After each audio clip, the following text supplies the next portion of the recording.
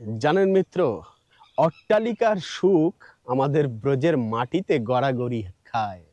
আমাদের এই ব্রজের মাটির গুণই এমন যে সুখ অট্টালিকায় পাওয়া যায় না, সেরকম তুচ্ছ সুখ আমাদের ব্রজের মাটিতে সর্বদাই ছোটাছুটি করে, কিন্তু কেউ তার দিকে ফিরেও তাকায় না।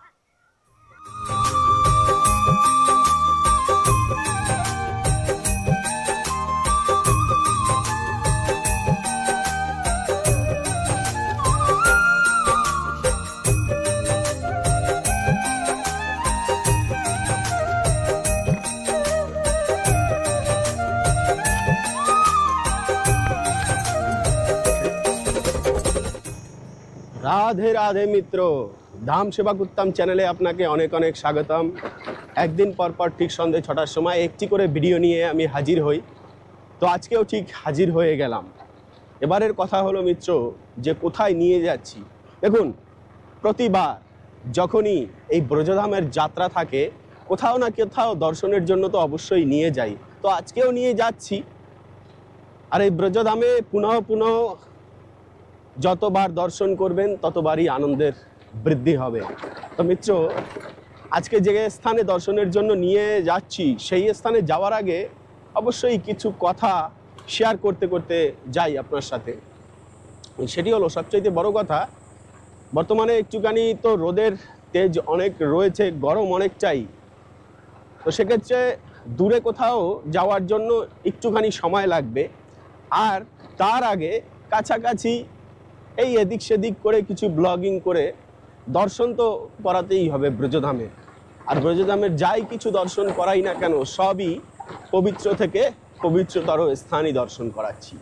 তো এবারের কথা হলো, এই যে পিছনের রাস্তা দেখতে পাচ্ছেন মিত্র, এই রাস্তা দেখে কি কোনো জায়গার কথা মনে পড়ছে? আর এই গ্রাম দর্শন করে কি কোনো স্থানের কথা মনে পড়ছে? আপনি যদি আমার পুরনো ভিডিওগুলো দেখে থাকেন, তাহলে অবশ্যই হয়তো আপনি ধরতেও পারেন যে বর্তমানে আমরা কোন গ্রামে এসেছি দর্শন করার জন্য।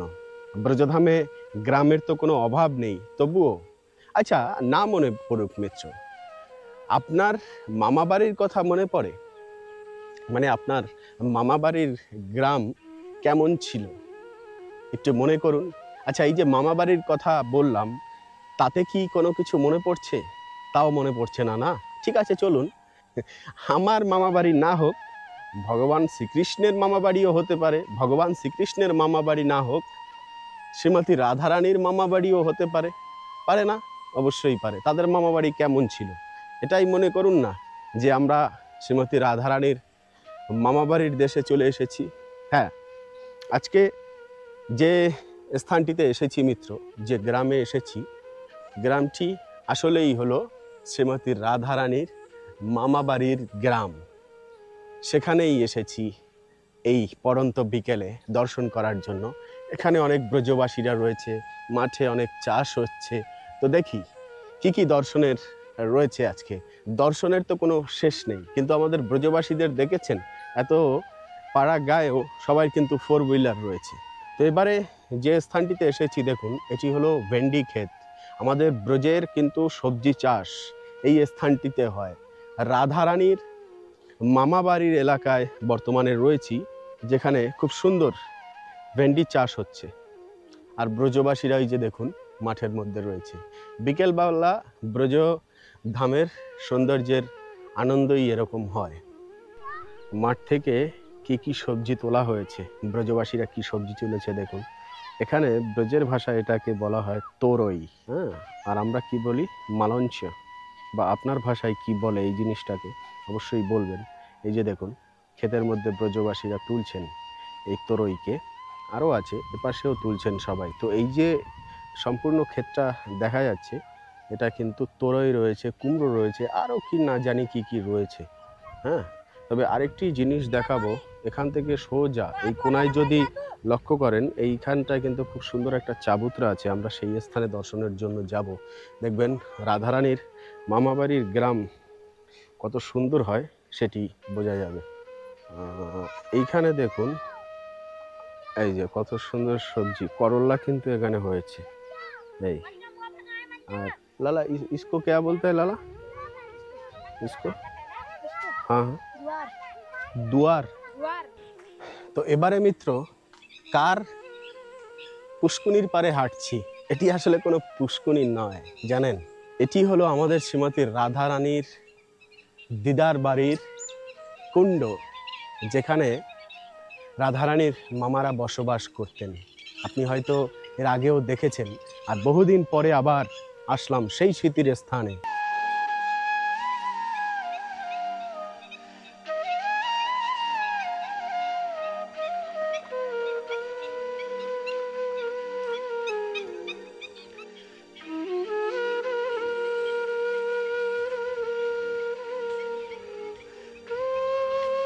তো যেখানে শ্রীমতী রাধারানী তার সখীদের সহিত বা মায়ের সহিত আমাদের মাতা কীর্তিদার ভিটে বাড়ি, তাই না?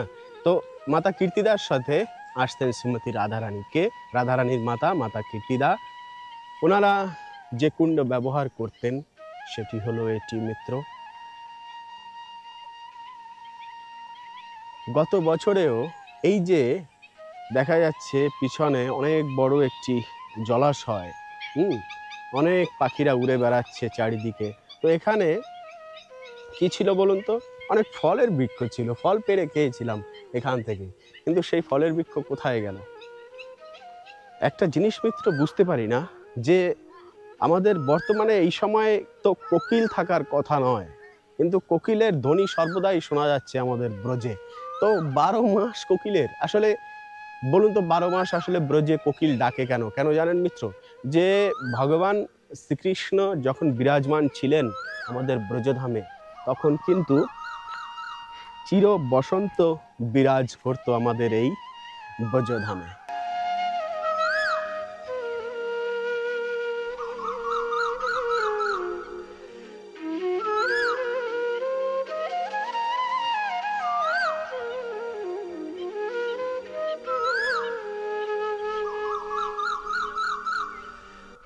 এমন সুন্দর এই স্থানের দৃশ্য মিত্র, দেখুন এই স্থানটি দেখে যেন মনে হচ্ছে আমাদের প্রভু প্রতি রাতে এখনো নৌকা বিহার করছেন এখানে, তাই না? আর দৃশ্য কিন্তু এই কথাই বলছে যে শ্রীমতী রাধারানী এবং ভগবান শ্রীকৃষ্ণ নৌকা বিহারের জন্য পূর্ণিমার রাতে রাতে এখানে এখনো আসেন।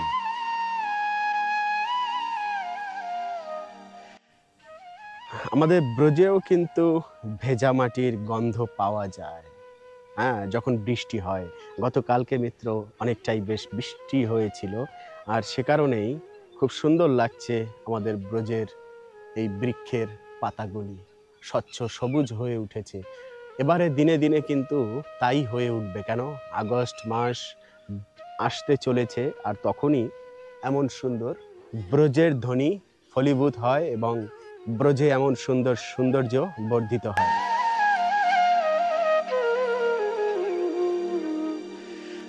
জানেন মিত্র, অট্টালিকার সুখ আমাদের ব্রজের মাটিতে গড়াগড়ি খায়। আমাদের এই ব্রজের মাটির গুণই এমন যে সুখ অট্টালিকায় পাওয়া যায় না, সেরকম তুচ্ছ সুখ আমাদের ব্রজের মাটিতে সর্বদাই ছোটাছুটি করে, কিন্তু কেউ তার দিকে ফিরেও তাকায় না।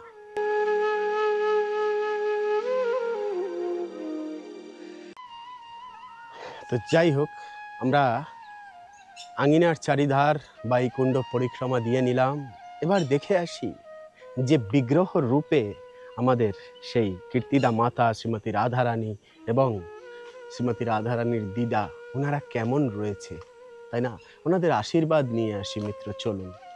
কেন কেন কি যে স্থানে আমরা এসেছি, এই স্থানের যিনি অধিষ্ঠাত্রী দেবী, মানে প্রতিটি স্থানের এক একজন বিরাজিত ভক্তরা রয়েছেন, তারা হলেন আমাদের এই কীর্তিদা মাতা বিশ্ববানুমা, কীর্তিদা মাতা শ্রীমতী রাধারানী এবং তার দিদা। রাধেশ্যাম মহারাজ, রাধেশ্যাম, রাধে রাধে। জয় শ্রী রাধারানী, জয় মাতা কীর্তিদা কি জয় হো, জয় রাধা। তো দেখুন, আমরা আজকে দর্শনে এসে কিন্তু 3 জনার আশীর্বাদ পেয়ে গেলাম, তাই না? তাহলে রাধারানীর দিদার নাম কি? সে হলো মুখরাই। ওনার দিদার বাড়ি আমরা दर्शनेर जन्य आसलाम। बस अब गिरिराज को देखा दीजिए एक बार नीचे। बहुत बहुत धन्यवाद। ताहले আমরা দর্শন করলাম আজকে আমরা রাধারানীর মামা বাড়ি, তাই না? মামা বাড়িতে আসার সঙ্গে সঙ্গে কিন্তু একটা আপনত্ব ভাব চলে আসে, যেন একটা অগ্র অধিকার, তাই না? আমরা সত্যি কথা নিজের মামার বাড়িতে যখন যাই সেখানে কিন্তু অগ্র অধিকারী আমাদের সবসময় থাকে। মামা বাড়ির মতো আপন স্থান আর কোথাও কিন্তু আমরা পাই না, তাই না? আর এটি হলো আমাদের শ্রীমতী রাধারানীর দিদার বাড়ির আঙিনা। কত সুন্দর বড় আঙিনা, একদম শান্ত সুন্দর পরিবেশ, ভজন করার মতো অনুকূল স্থান হলো মামা বাড়ি। কিন্তু বর্তমানে কলিযুগে মামার বাড়িতে কিন্তু আর শান্তি নেই সেই ছোটবেলার মতো। কেন? মামার ভাইয়েরা আর বিভিন্ন কলুষপূর্ণ হৃদয়ে সেই সুখ আর কখনো খুঁজে পাওয়া যায় না। আর এই আঙিনায় রয়েছে সুবিশাল একটি নিম বৃক্ষ, আর হলো আমাদের হনুমানজি, জয় বীর হনুমান। আর হলো এই যে রাধারানী। महाराज ये कुंड से मिला था क्या? কুণ্ড সে মিলা থা। আচ্ছা, এই যে দেখতে পাচ্ছেন শিলাটি, এটি কিন্তু কুণ্ড থেকে পাওয়া গিয়েছে। তো इनको राधा रानी, ये राधा रानी है कि मुखराई देवी है? ये राधारानी। রাধারানী হ্যাঁ। তো আমাদের শ্রীমতী এই যে রাধারানীর শিলা রয়েছে এটি কুণ্ড থেকে প্রাপ্ত হয়। তো ভক্তদের মান্যতা শ্রীমতী রাধারানী আসলে আমাদের ব্রজের কণ কণে রাধারানী সর্বদা বিরাজমান। আর ভগবান শ্রীকৃষ্ণ আর রাধারানী যদি আলাদা না হয় তাহলে ব্রহ্মরূপে যেরকম কৃষ্ণ সর্বদা সব জায়গায় রয়েছেন, তেমনি রাধারানীও কিন্তু সব জায়গায় রয়েছেন, যেহেতু দুজনে কেউ আলাদা নয়। ঠিক আছে মহারাজ, রাধে রাধে। তো চলুন এবারে আমরা আরও কিছু দর্শন করি। আর দেখুন মিত্র, আমি একটা জিনিস কি, যে স্থানে যে লীলার স্থান রয়েছে শুধুমাত্র যে সেই লীলার স্থান দর্শন করাবো আমি কিন্তু সেই কাজটি করি না। কেন? লীলার স্থানটি কোথায় অবস্থিত সেই জিনিসটা বুঝতে গেলে তার আশেপাশের যে কীরকম পরিবেশ রয়েছে, কোন পরিবেশে সেই লীলার স্থানটি, সেজন্য সেই আশেপাশের পরিবেশও দর্শন করাই। আর সে কারণেই একটুখানি নিয়ে আসলাম কোথায়, এই যে আমাদের সেই তেপান্তরের মাঠ, ব্রজের শ্যামল সুন্দর মাঠ। দেখুন পিছনের মার্গ দেখতে পাচ্ছেন, দেখেই যেন মনে হচ্ছে হারিয়ে যায় এই মার্গে। আর যখনই এরকম কাঁচা রাস্তা মার্গ যখন চোখে পড়ে তখনই যেন মনে হয় আর কি যে মার্গ ধরে ধরে চলতেই থাকি, যত দূর অবধি যাওয়া যায় যেতেই থাকি। কৃষ্ণকে খুঁজতে খুঁজতে এগিয়ে যাচ্ছি, হা কৃষ্ণ বলে বলে, আর হারিয়ে যাচ্ছি এই সুন্দর ব্রজধামে। চলুন তাহলে এই মার্গ ধরে এগিয়ে যাই, দেখি কৃষ্ণকে পাওয়া যায় কি। গত বছর প্রচুর সবজি চাষ হয়েছিল, শীতের সময় এসেছিলাম সবজি নেওয়ার জন্য, কিন্তু এখন আর সেই চাষটা দেখতে পাচ্ছি না। শুধু কি শীতের সময়ই হয়? হ্যাঁ, চলুন ব্রজের ধুলি তো গায়ে মাখা যাক। কেন? এমন সুন্দর ব্রজের রজের মার্গ পাওয়াও অনেক ভাগ্যের ব্যাপার, তাই না মিত্র? অনেকও বাড়ি গাড়ি চারিদিকে করে সবাই ভরে নিচ্ছে ব্রজধাম। তো সে কারণে এখন ব্রজধাম মানে দিনে দিনে বাইরের দিকে চলে আসছে, আর লীলার স্থানের চারিপাশে শুধু বিল্ডিং আর বিল্ডিং হয়ে যাচ্ছে, আর কিছুই দেখা যায় না। তো এবারে যদি একটু সুন্দর প্রাকৃতিক দৃশ্য দেখতে হয় তাহলে অনেকটা দূর চলে আসতে হয়, আর সেই অনেকটা দূরেই কিন্তু আমরা চলে এসেছি। আর ভগবান শ্রীকৃষ্ণ সত্যি এখন লীলার স্থান থেকে অনেক দূরেই থাকেন।